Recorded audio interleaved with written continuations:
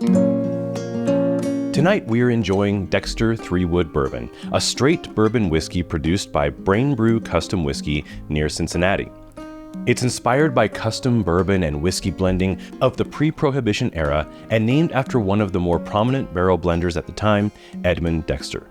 Before the advent of big brands and the focus on brand names, whiskey was often blended by someone who had a local shop and would source whiskeys from all over the region. Customers could come to the shop and oftentimes get a whiskey blended to taste and given to them in their own clay or glass jug.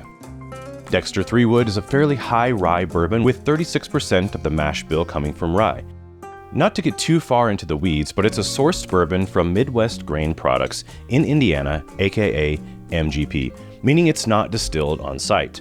Which is fine because there are a lot of really great whiskeys and gins that are made at the MGP distillery, formerly the Seagram's facility. Besides a fantastic mash bill and clean distilling practices, much of what really makes whiskey what it is the wood in which it's aged, how and where it's aged, and in the case of Dexter, the wood in which it's finished.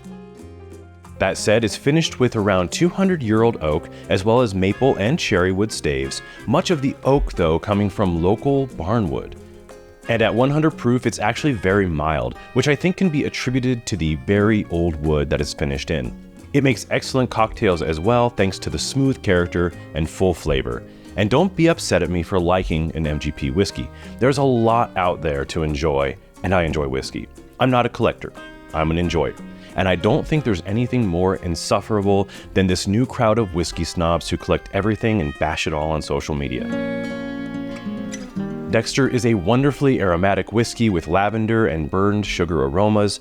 On the palate, you get a lot of butterscotch, rich leather, and notes of brown sugar. The Dexter Three Wood is a great complement to any cigar, and at $50, it's an accessible bourbon to sip neat, with a little water, or even in an old-fashioned or Manhattan.